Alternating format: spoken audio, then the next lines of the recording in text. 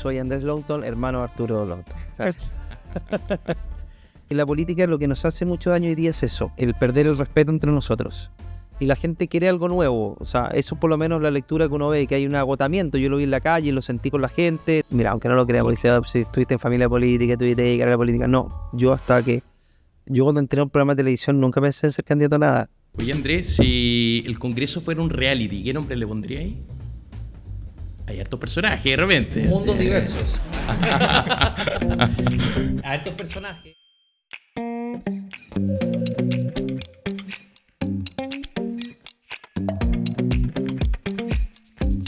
¿Cómo están? Les doy la bienvenida a este nuevo espacio de conversación. Hoy día nos acompaña un invitado especial, viñamarino, abogado, diputado por el Distrito 6 de la región de Valparaíso y desde el 11 de marzo, senador por la región. ¿Cómo está Andrés Longton? ¿Qué tal? Muy bien, gracias por la invitación, Sebastián. Han sido días intensos, pero de mucha emoción. No, encantado. Gracias por acompañarnos. Oye, yo quisiera partir esta conversa, Andrés, preguntándote un poco algo más personal, ya que te presentamos como diputado y futuro senador, pero ¿quién es Andrés Longton, digamos, cuando tú tienes que presentarte a alguien y no revelar tu aspecto más político? ¿Cuáles son tus hobbies, tu pasión? ¿Qué te gusta hacer? ¿Cómo te presentaría una persona que quiere saber más de ti, más allá de tu cargo público? Soy Andrés Longton, hermano de Arturo Longton. Eso sería lo primero que se me viene a la cabeza. No, mentira. Yo creo que, hoy día estoy un poquito alejado de los hobbies porque te consume harto tiempo la política. Yo siempre fui muy futbolero. Colegio, la universidad. ¿De qué equipo? Universidad de Chile. Ya. Chuncho, pero me tocaba mucho venir a ver al Wander cuando me iba para el alcalde de Valparaíso. Porque en ese tiempo eran directores de los clubes, eran parte del directorio. Entonces me llevaba mucho a ver al Wander acá en la región, pero chuncho fanático por mi papá, y íbamos mucho al estadio también. Pero jugué tenis muchos años, quiero retomar en algún momento. Trato de ir al gimnasio ahora cuando puedo, ahora estoy retomando. El trote subió mucho de peso, pero soy muy deportista, pero la verdad es que he estado muy alejado de eso porque la política me ha consumido mucho el tiempo. Pero y la vida social también. Te aleja un poco los amigos la política, no por diferencia, sino que te aleja porque el tiempo, los espacios que uno tiene finalmente parte más con la familia, con los más cercanos, o descansa directamente. Oye Andrés, y a nivel familiar tú estás casado, ¿cierto? ¿Cómo se lleva eso? Es difícil, pero tengo una señora que es un 7 en todo sentido. Me comprende, me apoya, siempre me espera con una sonrisa en la casa. Me da energía para seguir, porque no es fácil aguantar a un político por los tiempos, por los espacios, por los horarios. En campaña ni hablar, o sea, Está ahí en la casa. yo no me veía dormir prácticamente nomás. Me veía dormir en la noche, en la mañana cuando me levantaba, y después en la noche llegaba cuando ya estaba prácticamente durmiendo. O a veces me esperaba, comíamos algo, conversábamos, y después me acostaba casi desmayado en la cama. ¿Y cómo la conociste? La conocí en Santiago por un grupo de amigos, pero me fue mal en esa oportunidad. Así que volví a la carga como 7 años después y me fue bien, pero fue algo bien bonito, bien especial, porque la escribí después de mucho tiempo. Porque en una primera etapa ya me había mandado varias y la verdad es que estaba un poquito esa como caña moral. En este caso era como la joteada moral, porque había estado bien patética la conquistada, y después le escribí y ella estaba en Argentina, ella es cordobesa, por el estallido social. Empezamos a conversar y se dio todo. Yo siempre pasaron muchos años que decía, le hablo. Te aseguro que estuve muchos años así, hasta que le hablé y bueno, por algo solo empresa, por la vida. Yo ya en un par de años ya casado, ¿no? Estoy casado hace 2 años, ella vivía en Santiago, así que logré Caerle a la región. Logré que yo la conquistara. Eso, muy bien. No solo yo. ¿Y planes de agrandar la familia? Sí, ahora esperamos, después que haya pasado toda esta intensidad, tener la tranquilidad para poder agrandar la familia. Estamos en casa ya, así que yo siempre fui muy de casa, toda la vida viví en casa. Los últimos años viví en departamento, pero tenía ganas de volver a volver a esas raíces que tienen que ver con los espacios, naturaleza. Me gusta mucho llegar a un lugar tranquilo, y bueno, estamos haciendo ya vida familiar en esa línea, así que esperando que Oye, después de intensidad recuperar. deja de hacer un doble clic a nivel familiar, pero cuando eres más chico, tus papás políticos, Sí. tu mamá fue alcaldesa algún minuto, tu papá también, parlamentario, ¿cómo era esa dinámica familiar con tu hermano también? Claro, lo mencionáis al inicio, pero retrotrayéndonos a esta dinámica familiar inicial, ¿cómo era? ¿Mucha política o deporte? Sí, mucha política. A ver, mucha política, pero mis papás eran como que era su trabajo, era el trabajo, pero la palabra no es contaminar, pero no nos invadían con la política a los hijos constantemente. Yo compartía con mis papás más en sus espacios de trabajo. Mi papá me llevaba, eran otros tiempos, pero mi papá me llevaba mucho al Congreso, al municipio que fue, bueno, a Valparaíso. Entonces, es bonito porque cuando uno está en el Congreso y todo, se encuentra con funcionarios antiguos que me veían de chico, o amigos de mi papá que me veían en el municipio. Entonces, hay un correlato emotivo muy lindo, porque es como un legado que tiene que ver también con muchos afectos que fueron generándose en el camino y que me van recordando historias. Y la campaña fue espectacular porque como tuve que entrar a la parte costa del Distrito 7, Sí. acá había muchas historias de mis papás que yo desconocía en Valparaíso, de los dos, en Valparaíso, en Viña, mis abuelos, o sea, me encontré con amigos de la universidad, con personas que trabajaban con mis papás, personas que eran amigos. Entonces, como yo desarrollé gran parte de mi vida acá, en Viña, pero no había hecho campaña, no había estado en los distintos sectores, me tocó encontrarme con cosas muy gratas, fotos, discursos emotivos que te juro que te hacían hasta llorar, de gente que te decía cosas. Porque mi papá, esa vocación social que significaba que no necesariamente todo el mundo tenía que enterarse de lo que hacías para que esa labor social tuviera una retribución, no con hechos concretos, sino con una retribución humana, me deja un legado muy bonito.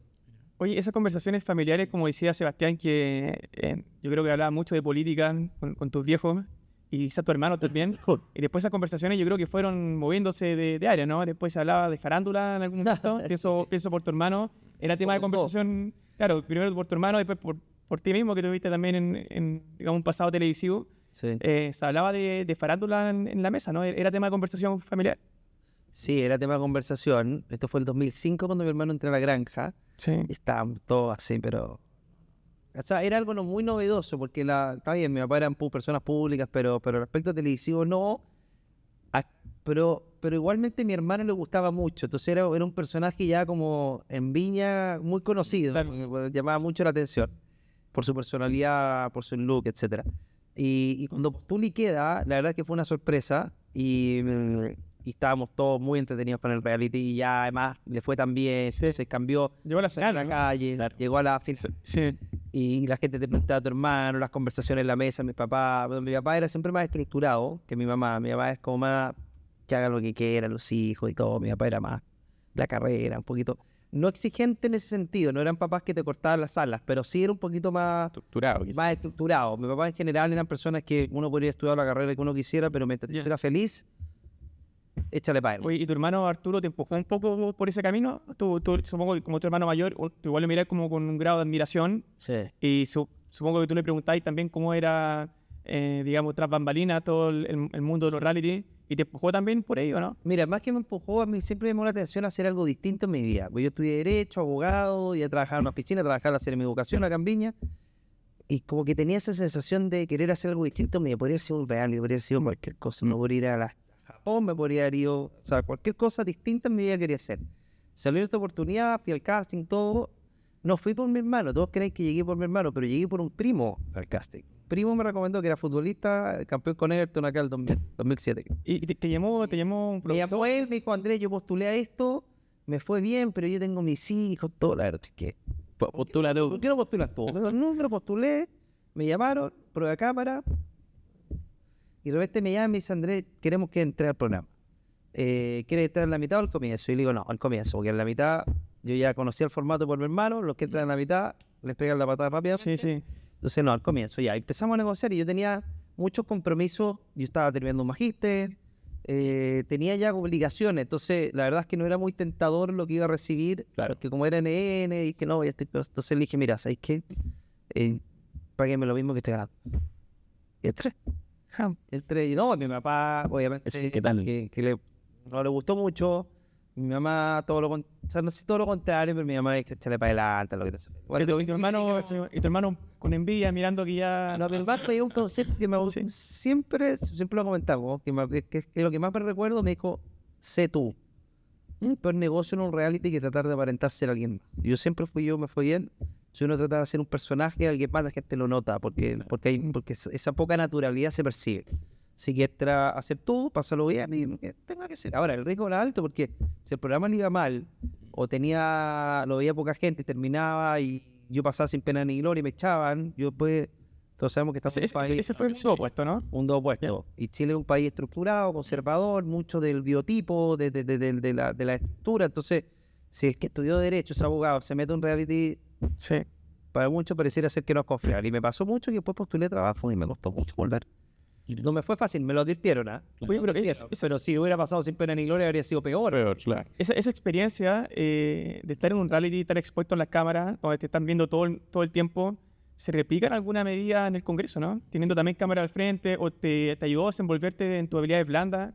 Yo creo que sí, mira, es como imperceptible, es como los estudios. Uno estudia una carrera y después no se da ni cuenta y está aplicando los conocimientos sin saber que lo está aplicando.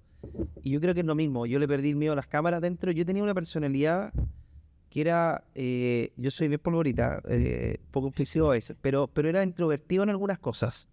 Tenía ese miedo escénico de la cámara, el evento, el micrófono, y lo del reality me ayudó. Me ayudó a perder el miedo a las cámaras, tenía que nominar, por lo tanto tenía que salir a hablar, a enfrentar, a confrontar, que es un poquito lo que pasa en la política, a propósito de debate y bueno, cuando uno habla en la sala. Y yo creo que me dio mayor fluidez, perdí ese miedo. Las cámaras a las 2 semanas ya se me olvidó que estaban. Claro. Yo tenía cámaras hasta la misma altura, además de las fijas. Y ya uno como que actúa en la vida normalmente. Obviamente que hay ciertas cosas que uno sabe que tiene que cuidarse, pero fueron 6 meses, porque estuve los 2 hasta el final.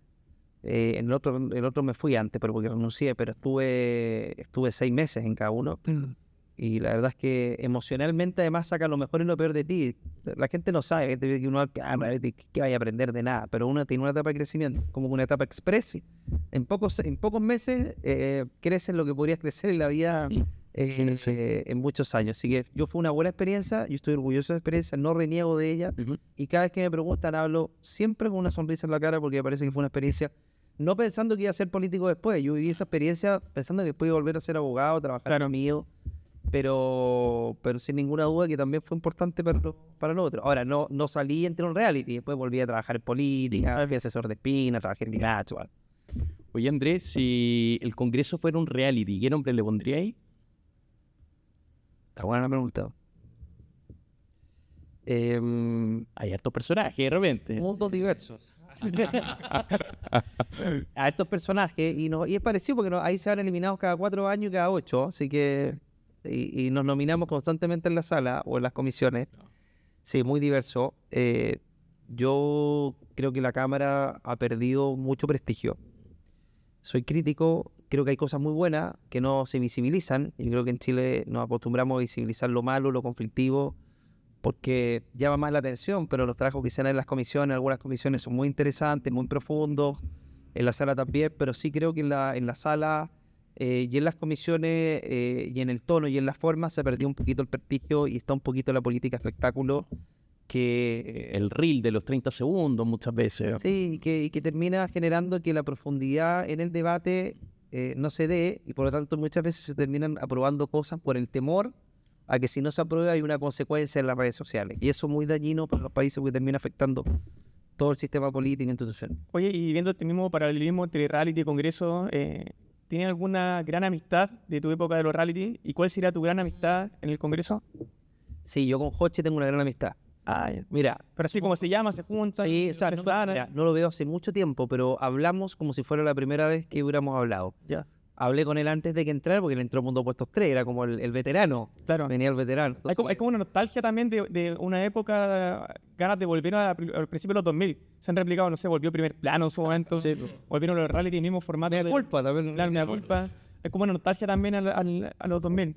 Sí, una nostalgia de la sana televisión, de esa televisión de que uno consumía sin culpa, sin que no habían externalidades negativas. Una buena época. Yo era muy tevito. yo era de verme todos los programas. No, y era aquel, pero me acuerdo que estaba en Mundo Opuesto y de repente entraba Carlos Pinto, por ejemplo. Me da culpa. Y yo le recitaba todas las frases que él decía, muchas de las que decía él en el programa. Entonces, el tipo que habla, ¿cómo te sabes? No, porque yo llegaba a la universidad y competía con un amigo que se aprendía más frases de Carlos Pinto. Entonces, no sé. ¿Y quién es tu coche en el Congreso? Yo me llevo muy bien con Diego Samper, muy amigo. Ya. Tenemos una complicidad política y de Y de la otra vereda, porque uno también es... amistad muy grande. Y de la otra vereda, porque uno siempre piensa que uno es como antagonista con, por ejemplo, alguien del Partido Comunista, Frente Amplio. ¿Tiene algún gran amigo, digamos, desde de la vereda opuesta? Que si bien tienen diferencias políticas, se juntan a tomar un café o tienen una buena relación. Sí, Pero te digo, por ejemplo, me acuerdo que el mismo presidente Boric comentaba que tenía muy buena relación, si mal no recuerdo, con Coloma o alguno... Sí, mira, a ver, Con Jaime Belolio, creo. tengo buena relación, algunos con un grado más de cercanía o no, para tomarse un café, pero hubo buena relación con Jaime Araya, ¿Ya? del PPD, con Andrés Joanet, con Raúl Leiva, con Lorena Fries, con Javiera Morales. Me llevo bien, compartimos comisiones, pero además hay buen trato, o sea, podemos reírnos, pero también tener un debate político, o sea, está esa arista que es muy sano, porque te permite no traspasar lo político a lo humano, que a veces eso termina diferenciándonos o alejándonos más de nuestras posiciones. Con ellos tengo una relación, con varios más, pero yo diría que con ellos seguramente se me... Que al final tú estás en las comisiones, para que la gente sepa, tú estás en 2 comisiones, ¿o no? Estoy en 2 comisiones, sí. Y- Más la investigadora, pero en este momento no tenemos. Tú estás en seguridad también, ¿o no? Estoy en seguridad y constitución. Y claro, al final tus compañeros de comisión son, por así decirlo, tus compañeros de colegio, el equivalente, lo veis todos los días, tiene una relación mucho más cercana con ese grupo que con el resto del pleno, ¿no? Sí, es verdad, tengo más relación porque convivimos más en las comisiones, pero también hay buena relación con otros. Raúl Soto también, me estoy acordando ahora algún nombre, me llevo muy bien. Son personas que saben distinguir. No tengo buena onda porque tenga más sintonía política, tengo buena onda porque Saben distinguir los planos. que nos respetamos a pesar de pensar distinto. Entonces, que yo me he peleado con varios de ellos y fuerte en las comisiones, güey. Soy medio polvorita, bueno, ellos también, algunos de ellos, y hemos tenido discusiones bien intensas, pero pasan la hora y pasan los minutos y uno ya va bajando los decibeles. Yo creo que en la política lo que nos hace mucho daño hoy día es eso, el perder el respeto entre nosotros y el imputarnos cosas, y el apuntarnos con el dedo, porque damos mala señal a la ciudadanía, y esa violencia verbal que se da muchas veces en las calles, precisamente porque nosotros quienes tenemos cargo de representación no damos el ejemplo. Oye, André, y en la misma línea, cuando comparamos, no sé, tu paso por nuestro estudio jurídico, por la TV y ahora por ¿el Congreso vendría a ser como este mundo más hostil? ¿O cómo lo veis cuando hacemos esa comparación, tu experiencia profesional, al fin y al cabo? Sí, es más hostil porque se combinan elementos que hacen sacar cosas buenas del ser humano, pero también cosas que no son siempre positivas, que es la ambición desbordante, la mezquindad, las ansias de poder. Todos esos elementos terminan generando a veces conductas que son bien cuestionables en los seres humanos. Y yo creo que cuando está el poder en entredicho, el ser humano lo mueven cosas que finalmente terminan repercutiendo o chocando frontalmente con la esencia de esto que es el servicio público, obviamente que y eso que no deberían tener ese tipo de elementos, pero son al final van unidas, ¿no? Pero el poder o sea, las ambiciones son naturales del ser humano, pero cuando son desbordantes y terminan chocando con la finalidad propia de lo que es el servicio público, es donde uno tiene que hacer una retrospección. ¿Y hay algún ejemplo concreto que se te ocurra o a la hora de votar o...? ¿De qué ¿No? cosa? ¿De? No, de esta ambición que muchas veces ensucia al fin y al cabo la política. A ver, yo creo que en las candidaturas presidenciales, cuando se miente, cuando se cambian las convicciones, cuando hay poca coherencia para lograr un fin electoral, es donde más se pone en entredicho eso. Cuando tú quieres lograr tener un cargo público por elección popular y cambias tus convicciones para lograr ese objetivo y traicionas incluso tu ideario político con tal de lograrlo, yo creo que eso es muy dañino para la política, porque lo que estás haciendo es engañarte a ti mismo y tratar de engañar a la ciudadanía para lograr una adhesión, pero con algo que no eres tú ni representas, pero que quieres tratar de conquistar a través de un discurso llamativo que conecte con la gente, pero que en definitiva no va a representar a la gente, porque el día de mañana no vas a ir en esa línea, o probablemente lo vas a hacer sin el convencimiento necesario. Y eso termina repercutiendo en que finalmente el proyecto termina siendo colectivo, termina siendo individual. Entonces, eso es lo grande problema de la política y la sociedad en general. Estamos en una sociedad muy individualista que piensa en su metro cuadrado. Si eso es bueno para mí y es malo para el resto, da lo mismo. Mientras sea bueno para mí, es espectacular. Y eso en la política también se replica. Entonces, por eso el discolaje, los caudillismos. Oye, ya que tocaste el tema de la elección, y recientemente tuvimos una elección justamente en la que tú tuviste un desempeño increíble, o sea, fuiste el senador de la oposición con mayor cantidad de votos, si mal no recuerdo, y el segundo senador, digamos, con mayor cantidad de votos a nivel nacional, y también hubo una presidencial. ¿Cómo tú evalúas el desempeño de tu candidata, que era Evelyn Matei, que quizá uno de los puntos más fuertes de esa elección, de los resultados más sorpresivos, fue que salió en el 5º lugar? ¿Cómo ves tú su desempeño? ¿Cómo piensas tú que es la autocrítica que se tiene que hacer dentro del sector? Porque fue claramente un desempeño peor al que ella misma esperaba. ¿Cómo lo ves tú? A ver, yo creo genuinamente que Evelyn era la mejor candidata y que podía generar certezas necesarias para que este país volviera a ser un país gobernable y con una sana convivencia. Y con la firmeza, el carácter y la experiencia que Chile necesitaba. Porque improvisamos mucho estos años, con Boric, con su equipo, y creo que la improvisación no la hace bien a los países porque le falta la sustancia necesaria para que las políticas públicas sean generadas de buena manera y con la consistencia y coherencia necesaria que necesitaban. Entonces, yo genuinamente creía que Evelyn Matei era nuestra mejor candidata. Salió quinta, yo creo que por muchas razones. No creo que en un análisis voy a quedar corto, pero creo que entramos en una vorágine muy polarizante, donde hay un cansancio generalizado en Chile de ciertas cosas que están ocurriendo, seguridad, ni hablar, salud, desempleo, crecimiento, inversión. Y creo que las fórmulas poco novedosas no eran atractivas. Llegó un cansancio y con el voto obligatorio también sacaste a gente a votar que estaba desencantada con la política y estaba desencantada con todo lo que traía la política anteriormente. Entonces, se cometieron errores también, sin ninguna duda. O sea, yo vi posición y entiendo los errores.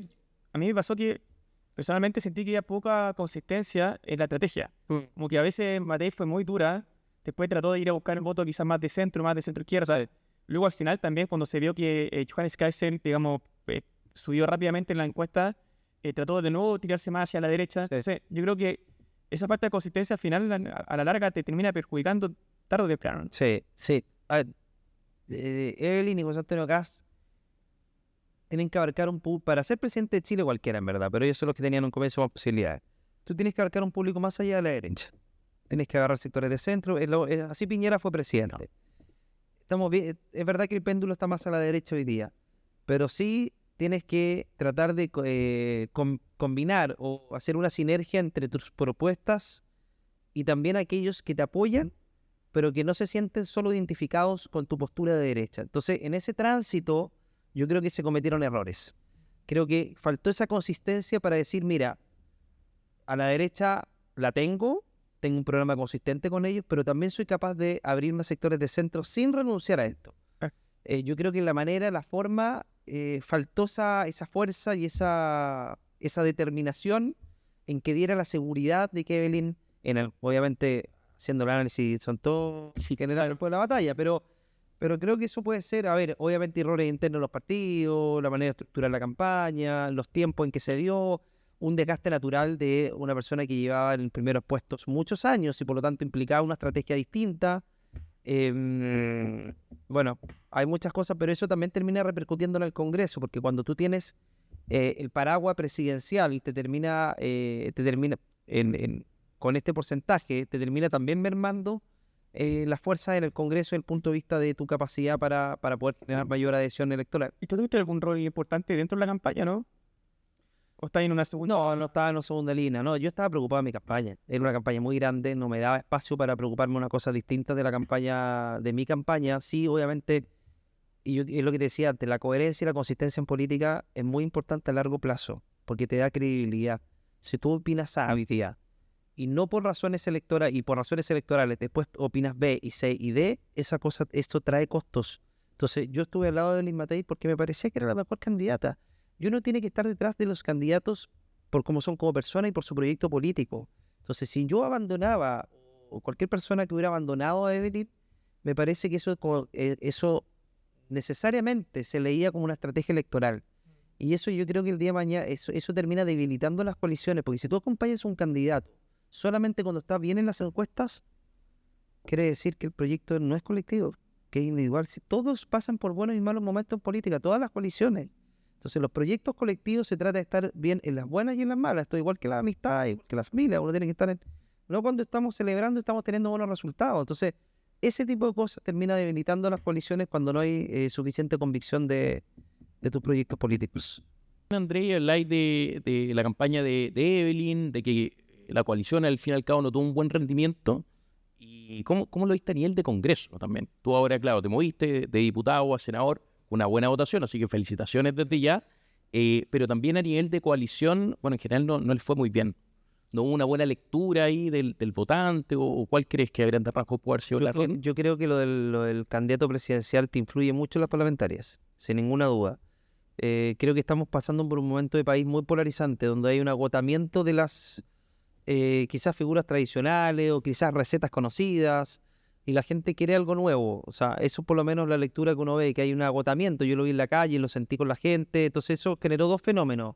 El fenómeno José Antonio Kast, novedad, claridad, determinación en determinados temas que la gente está agotada. Y el fenómeno Parisi, que era el descontento de la política, el aburrido de la izquierda-derecha, de estos dos no me han solucionado esto, una clase media que ve que puede volver a la vulnerabilidad, que ve que está estancada, y que las recetas tradicionales no le parecen atractivas, y que esta pugna entre derecha e izquierda tampoco le hace sentido, y que está cansada de los abusos, que vea mal el desprestigio de la política, que no, bueno, esos elementos le abrieron puerta a Parisi, y por eso es tan importante hacerlo bien, porque si no se le va a abrir puerta a otro tipo de liderazgo. Que puede ser recoso, inclusive. Puede ser muy riesgoso. El populismo acecha fuertemente en nuestro país, y creo que si no se hacen bien las cosas puede tener más espacio y cabida en Chile. Y en ese sentido yo creo que eso afectó mucho. Ahora Chile Vamos está lejos de terminar. Es una fuerza política muy necesaria en Chile, con una gran representación, que tuvo 2 veces un presidente de la República. Y me parece que esos elementos son determinantes para hacer un puente en el Congreso con una derecha que no había gobernado, que va a gobernar y que necesariamente necesita esa experiencia para construir un gran conglomerado. Yo sueño con que seamos que seamos como fue en su momento la concertación. Un abanico de partidos que comparten una idea en común con ciertos matices, pero que tienen principios fuertemente arraigados y que en definitiva los movilizan. Y yo creo que ese arco político puede tener consistencia en la medida que seamos capaces de resolver nuestros problemas puerta adentro, que no pensemos en la hegemonía de la derecha, que seamos generosos, dejar la mezquindad de lado, dejar los caudillismos de lado. Esos elementos que en la derecha están constantemente presentes y que a veces y que en la izquierda, producto de su historia y de las veces que han gobernado, han sabido llevar adelante y sabido convivir a pesar de las diferencias, es una gran lección que vamos a tener. Esperamos con José Antonio Kast. Ahora, Andrés, la misma línea cuando vemos a figuras de distintos partidos que dicen, oye, ya se acabó Chile Vamos, al fin y al cabo. No se genera esta, bueno, voy a repetirle al fin y al cabo, esta misma disputa interna de decir, ¿sabéis qué? Quizás no lo estamos haciendo bien, o el día de mañana hay que apostar a lo que fue Chile en algún minuto, un partido más liberal, otro conservador, etcétera. ¿Cómo lo veis? Yo creo que Chile Vamos tiene que fortalecer su identidad. Dejar de lado el caudillismo, el discolaje, fortalecer convicciones de ideario político. Y ese ideario político que está arraigado en Chile Vamos tiene que ser fuerte desde el punto de vista de las votaciones y en la defensa de las ideas. Y esa defensa de las ideas tiene que ir de la mano con quienes tenemos un rol relevante en política. Y no hay que tener temor a eso. Hubo años difíciles en Chile en que algunos no supieron o no pudieron o no quisieron defender esas ideas con fuerza. Y esas ideas se defienden con fuerza cuando se ponen a prueba, cuando más mal estamos como sector o cuando tenemos problemas como sector. Y yo creo que el aunar a RN con la UDI, quizás no un solo partido, porque tenemos historias distintas. Claro. A ver, yo soy de una generación que quizá con la gente de la UDI más nueva no tengo problema desde el punto de vista de la identidad política. Creo que hay una historia en cada partido que quizás dificulta poder ver más juntos, pero yo creo que en la medida que tengamos una sinergia en que actuemos coordinada y orgánicamente, vamos a tener una fuerza mayor y una capacidad mayor de influir en el debate. Si seguimos actuando como fuerzas separadas, en que cada una está luchando por tener hegemonía en el sector o por diferenciarse uno de otro, con sus matices, con sus diferencias respetables, vamos a perder fuerza y vamos a perder capacidad de influir. Entonces yo creo que lo primero es actuar coordinadamente como Chile Vamos, y tener esa complementariedad con republicanos, socialcristianos y libertarios, y dar la gobernabilidad necesaria para que Chile pueda salir adelante, y resolviendo como corresponde nuestras diferencias en los espacios que hay que resolver. Nosotros estamos acostumbrados a ventilar todo lo que pasa en un partido. Y yo cuando uno ve a los partidos de izquierda tienen problemas, pero la verdad es que pareciera ser que la resuelven Bien puerta adentro. bien puerta adentro, y nosotros tenemos que aprender también de eso, porque a veces ese crecimiento que tenemos electoralmente no se refleja ni en cupos, ni en cupos de partido, perdón, ni en cupos en el Congreso, ni en otras instancias. Nosotros, por la cantidad de votos que sacamos la derecha, deberíamos haber tenido más diputados, deberíamos haber tenido más senadores. ¿Y por qué no ocurrió? Porque hace varios meses atrás algunos no quisieron ir en una lista unitaria, no quisieron tener primarias, y eso tenía que ver con la hegemonía. Es que si yo los veo con Chile Vamos, voy a perder mi apoyo acá. Chile Vamos, si los veo acá, voy a perder mi apoyo acá. No, tenemos que ser capaces de sobreponernos a eso. Y claramente hoy día los votos que sacó el sector no se condicen con la cantidad de cupos que tenemos, y eso obviamente que nos va a generar una merma en el Congreso que podríamos haber evitado si hubiéramos dejado al lado esas mezquindades que tenían que ver con temas más partidarios. ¿Cómo lo ves tú ahora que muy probablemente en una semana tenemos la segunda vuelta? El próximo presidente, según toda la encuesta, va a ser José Antonio Kast, con una diferencia bien importante respecto de Janet Jara. ¿Cuál sería el rol de ERN y de Chile Vamos en este gobierno? ¿Qué esperas tú que sea? O sea, que se integre, digamos, de lleno en el gabinete, por ejemplo, que tengan ministerios clave en el comité político, por ejemplo, Hacienda, Seguridad, alguno de esos, o más bien mirarlo desde lejos, pero tener una colaboración legislativa, ya sea en tu rol como senador y el resto de la bancada. ¿Cómo piensas que se tiene que armar esa alianza en lo más amplia posible? Yo creo que tenemos que participar de lleno. Yo lo he conversado, lo hemos discutido. Hay otros que tienen otras posiciones, pero yo creo que tenemos que participar de lleno. A ver, tenemos que aprender la lección de este gobierno, de que tratar de alejar, aparte de la coalición, solo trae costos. Desde el punto de vista de la influencia, del desarrollo de políticas públicas, de la capacidad de crear unidad dentro del sector. Cuando tú aíslas, te sientes no parte del gobierno o no parte de las propuestas que se van a impulsar. Y yo creo que esa complementariedad entre experiencia, capacidad de gobernar, innovación, nuevos rostros, y una derecha que se amplía hoy día con Partido Republicano, Nacional Libertario y Social Cristiano, me parece relevante a la hora de gobernar. No podemos empezar con una fractura interna, porque eso te va a generar fractura interna.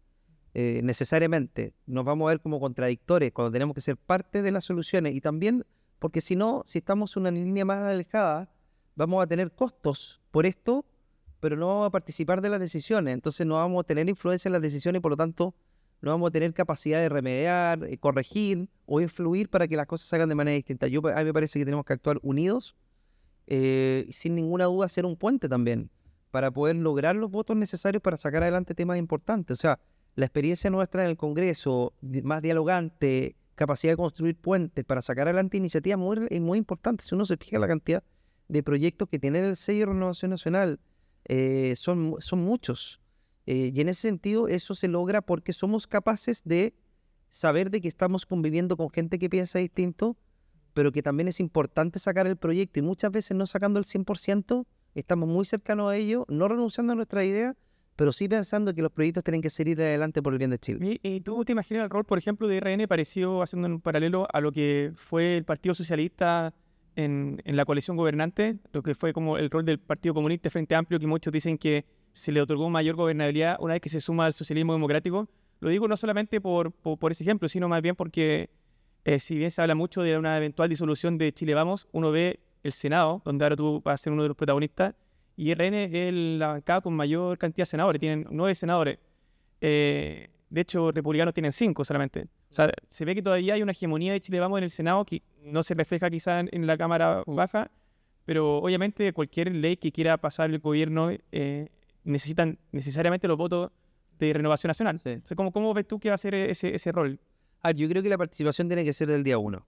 Esto de los anillos concéntricos, de ese invento de Boric y compañía, para tratar de tener la hegemonía en la izquierda de su sector, el Frente Amplio, que vivía con desdén los 30 años anteriores y con esta estatura moral de que nosotros venimos polutos y ustedes forman parte del pasado, unas políticas frustradas.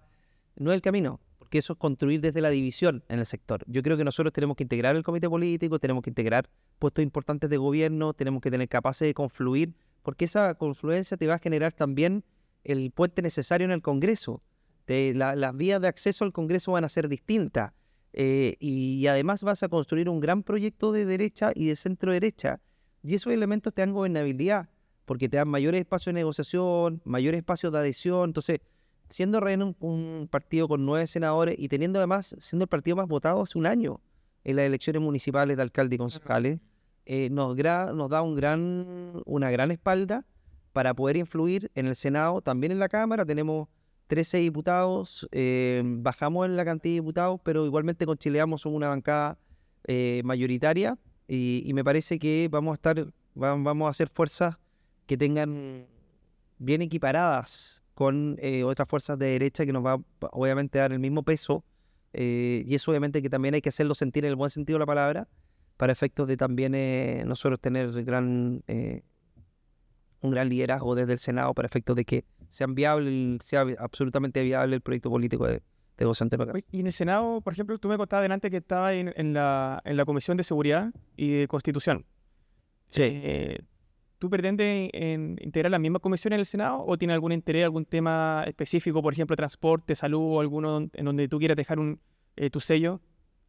A ver, yo no lo tengo diseñado, pero lo tengo en mi cabeza. Yo quiero tener un diseño nacional y regional. A mí me interesa mucho el tema de la permisología, el potencial de inversión, generar mayor empleo en la región. Y hay muchos proyectos que necesitan salir a flote. Y para eso hay reformas importantes en el Congreso que pueden ayudar a eso. Consejo de Monumentos Nacionales, Cultura, Servicio de Evaluación Ambiental en la Comisión de Medio Ambiente, proyecto de ley de rentas regionales. También importantes, son 3 ejes para mí en la región son muy relevantes. Conectividad también, transporte. Entonces, sí tengo definido que mi tema va a seguir siendo seguridad y también tiene una repercusión regional importante, porque acá estamos en las regiones más afectadas con la inseguridad. Y en ese sentido no perder eso, pero también conectarlo con la reactivación económica de esta región, que es muy, muy importante. En todo sentido, en transporte también, tema de tren, Quillota La Calera, La Cruz, conectividad, el tema de la licitación Valparaíso-Santiago, aeropuerto de Concón, bueno, hay varios. En esa misma línea, Andrés, ¿tú crees que el gobierno debería tener algún, no sé si plan especial, pero algún foco pensando en la región de Valparaíso, una de las regiones más importantes? Claro, hay tópicos que sí o sí tienen que abordar, seguridad, crecimiento, etcétera, pero algún plan en concreto para nuestra región. Bueno, yo creo que parte del discurso de José Antonio, que tiene que ver con la seguridad y la protección de nuestras fronteras, yo creo que el tema marítimo es muy importante. El puerto de Valparaíso, San Antonio, la ampliación del puerto en Valparaíso, puerto exterior en San Antonio, pero reforzar todo lo que tiene que ver con la seguridad en los puertos es fundamental. Yo creo que ahí podemos, desde el punto de vista de la seguridad y combinándolo con el desarrollo portuario, es hacer una sinergia bien positiva desde el punto de vista del desarrollo de nuestros puertos, considerando además también el puerto terrestre de los Andes. Son temas que también a mí me interesan mucho, porque eso te permite conectar el comercio, el turismo, tener una mayor protección.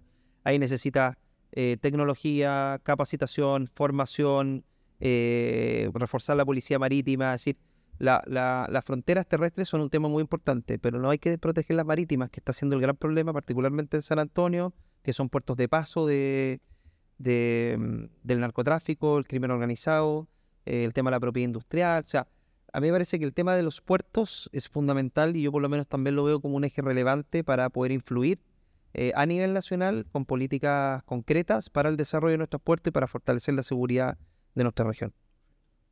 ¿Cómo ves tú lo que ha sido el fenómeno de Parisi y el partido de la gente? Hay muchos analistas que están tratando de desentrañar a qué perfil responde ese votante. ¿Qué piensas tú? Porque tuvo bastante éxito pensando en nuestra región. tuvieron 2 diputados. Tiene una bancada de 14. Entonces, es una fuerza política bien relevante y que es difícil saber qué pieza tiene el liderazgo como París, si tiene Pamela Giles. Acá en esta región tiene Javier Olivares, que tiene una visión muy cercana a la derecha. De hecho, él ha dicho públicamente que va a votar por Kast. ¿Cómo piensas tú que hace esa relación con ese electorado y con esas autoridades que lo representan? Bueno, nosotros tenemos la experiencia de la anterior bancada del PDG. Claro, que eran 6, después fueron 9 y después no quedó ninguno. Sí, y gran parte de ellos terminaron partidos de derecha. Víctor Pino, Giovanna Ahumada. ¿A quién más teníamos? Se me fueron varios, pero quedó medio dividido. Otros partidos más de centro. Pero la verdad es que son comportamientos. A ver, yo he escuchado mucho a dirigentes del PDG y me hace sentido de que ellos no tienen un ideario ideológico determinado. Son más pragmáticos y van por proyectos o por intereses comunes, pero también individuales respecto a convicciones o experiencias de vida que lo hacen tener cierta mirada a ciertos temas que no necesariamente confluyen de un parlamentario con otro. Y en ese sentido yo creo que viendo un poquito la calle, lo que me tocó ver a mí mucho con gente que votaba por Parisi es un desencanto en general. Es como ver a Parisi una suerte de persona que viene a devolvernos la pureza en la política que se ha extraviado en estos años y que él tiene la solución para que la política vuelva a ser un espacio virtuoso.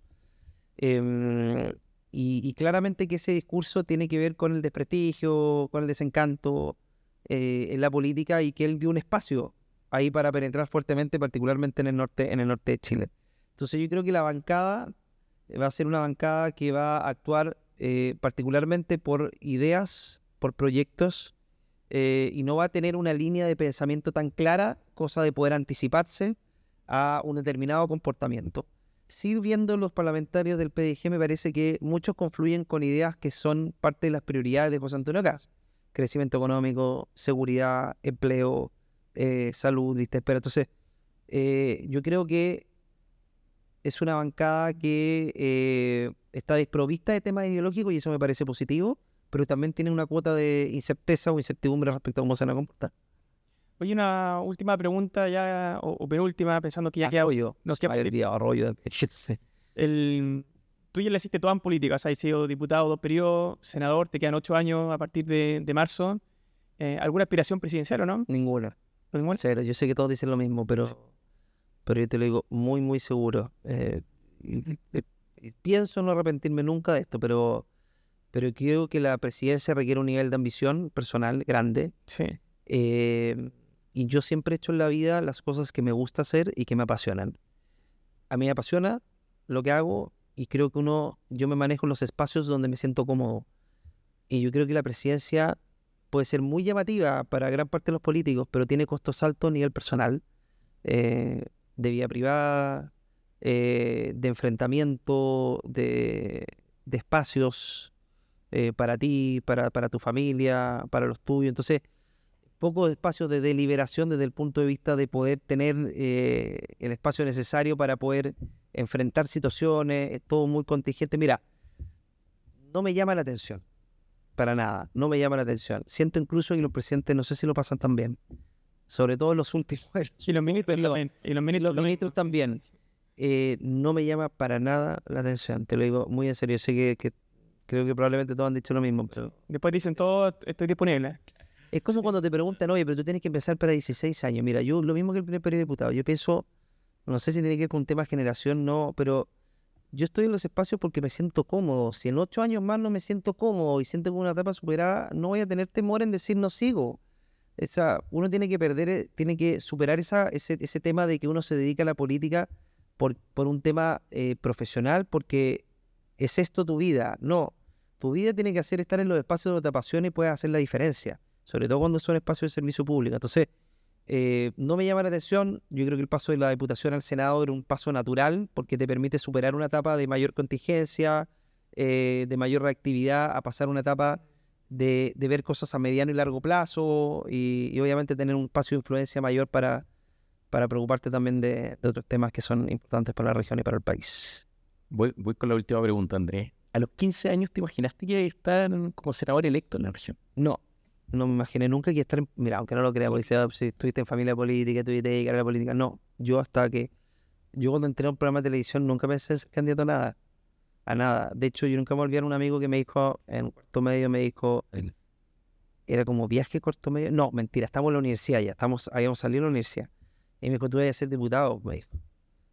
Y usted, loco, pero voy a ser diputado. ¿Sabes lo que pasa? Que uno ve en la experiencia de los padres, no es todo positivo, hay cosas que también uno ve que no le gusta ver costo desde el punto de vista familiar, experiencias duras, entonces uno también va recogiendo esas experiencias, uno dice, mira, sabes que es bonito, pero uno también ve las cosas negativas o las consecuencias de ciertas cosas que pasan en política porque en política uno ve lo peor del ser humano. Y claramente que cuando uno ve esas cosas le va perdiendo quizás interés, pero yo creo mucho en el destino, yo creo que uno termina siempre en el lugar donde tiene que estar. Y yo tenía en mi pantalla el computador de chico, el salón plenario del Congreso Nacional, juntaba las votaciones de mis papás en la muralla de mi pieza, entonces yo creo que naturalmente se fue dando un camino que por mucho que uno podría renegado en un comienzo, termina estando donde tiene que estar. Así que yo estoy haciendo en este momento lo que me gusta, siento que es mi camino y la verdad es que estoy muy, muy orgulloso del camino recorrido y además del legado que heredé de mis padres, que también es parte de lo que he construido y lo que construyeron también ellos para que yo esté acá. Andrés Longton, muchas gracias por la conversa. Muchas gracias a ustedes por la relajada conversación.